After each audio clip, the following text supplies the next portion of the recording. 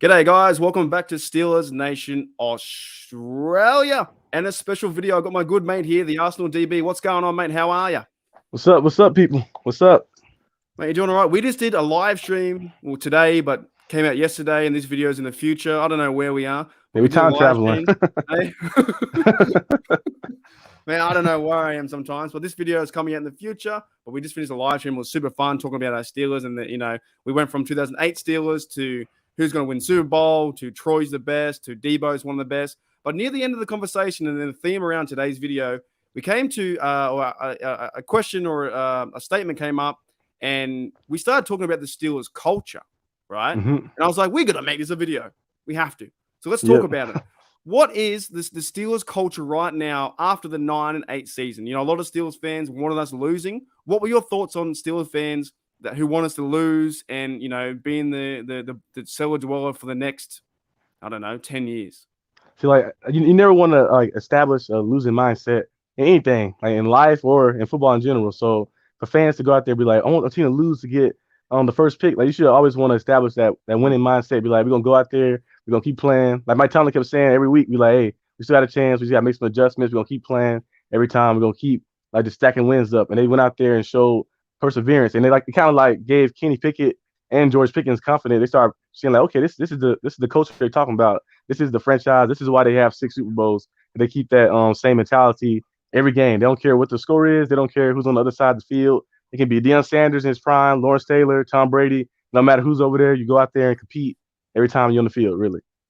Yeah, and I agree with you 110%. I always think the Steelers should win anyway. Exactly right. The winning mindset is not only for the Steelers, it's for, personal life. It's for you guys at home. If you're going through anything, whatever you're going through, things can always get better. I know my life in, mental health, and I think all men and women go through some bad times and really, it's part of life, right? You're down the dumps, but you get out of bed, you hold your head up, you put your shoulders back, and you want to try and succeed. And with our Steelers, that winning culture is that the Steelers were 2-6 at the bye, and they came back to win 9-8. They won 7-2 the last few games. Is this Steelers organization going the right direction, like from last year, from ending last year? I feel like they are going to the right direction, and they're just establishing because it's a new generation now. So with all the young players here on defense, we still have some veteran guys too, of course. Like Cam Hayward is probably the leader of the team, and Najee a leader too, a young leader. And like they always say, it's easy to lead when you're winning, but when you start losing, you start seeing the true leaders. And Najee kept staying positive. Cam Hayward kept keeping those guys positive, and it kind of like just built the team in the right direction. Like, okay, so when other free agents look over, be like, hey, they went out there and they played hard. It's kind of like a pitch to them, basically. Like I want like they do at college where they go to people's houses and they talk to them. Like, you can come to our college, we got this to we give you this, we have this, the dorms look like this. It's kind of like doing that same type of thing, really. Just like, we went 9-8, but we start off a little rough, but we finished the season out, and every game we're gonna try to get better. No matter what we have on the roster, no matter who's starting, we're gonna go out there and play and try to finish. With that winning culture, and we talked off air, and this is why we wanted to bring up the video. What are your thoughts on free agents or even potential draft guys coming to the Steelers? And we'll start with the free agents first. What do you think the free agents would be thinking about the Pittsburgh Steelers and how they ended at 9-8? They think, would this be a good place to play? Do you think free agents would be more likely to sign with Pittsburgh because of that, e.g. Tremaine Edmonds? Yeah, I think they're probably most likely to sign. Hopefully we can get Tremaine Edmonds. That'd be great. I think they're most likely to sign because they like looking like maybe I'm that next piece to help them get to the next level. They was like maybe a few games away in certain games, like the Patriot game could have went either other way. The Jets game, they had a 10-point lead, they blew it. Maybe if I'm there, they don't blow the 10-point lead. So they can maybe look at it like that way, and then be like, okay, if I come over here and sign with the Steelers, we can make something happen and create something special. And a lot of players they love Mike Tomlin. Some Steelers fans don't like Mike Tomlin, but a lot of other fan bases and players love Mike Tomlin. So he always has an easy pitch to bring guys in most of the time. I'm still perplexed on how, you can have your opinion about Mike Tomlin, but I think it's been now 6 odd years that the Mike Tomlin, fan club of not haters, but dislike him. And just like, look, come to the agreement. We no one can change it. I can't change it. You can't change it. If you're pro or hate or pro or dislike or whatever, he's our coach. And you're right. The players love him. The players love playing for Mike Tomlin. Najee, Cam, all these dudes. It could be a very attractive place for free agents to come into the Steelers, knowing that you have Kenny Pickett and TJ Watt and Cameron Hayward have all been on record now saying, yeah, there was a moment. There was a Ravens game. There was a Panther game. I saw Kenny Pickett do this. I'm like, okay, he's our guy. So it Yeah, might be in a very attractive place now for free agents to come over and say, you know what, I can help them out.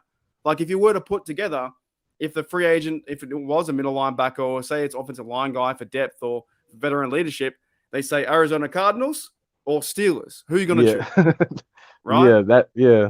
And my You're favorite favorite sound bite last year, Mike Tomlin, when like remember Kenny Pickett lost the Dolphins game.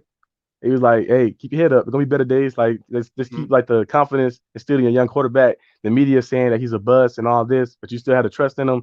And I feel like that kind of like helped him like just emerge and kind of build that like culture for the next generation of Steelers. So hopefully, they can keep building up on that. Well, you're right. And he threw the game away, and then the moment when he throws the game away, it's like, oh, okay, Kenny sucks. He's awful. It's Yeah. like, yeah, he had one bad pass, and then he got better every single week, right? hmm So I'm in agreement with you. I think the Steelers in 2023 have a good chance to maybe get some free agents or some guys coming over, and the Steelers are starting to build that culture again. And fans always say, well, you know, Tomlin won the Super Bowl without his players. Well, now these are his players. Yep. They're Kenny Pickett's his guy. It's no longer, I guess, it was the Big Ben show. Is there anything else with this culture that, you know, other players will think, you know, I do want to become a Pittsburgh Steeler and I can take them to the next level? Do you think any other free agents would come over? Like, who do you think might come over? Who do you think they might sign? I think since Jalen Hargrave already been here before, Ooh. like bringing him back will be nice. That'd be very good to bring him back.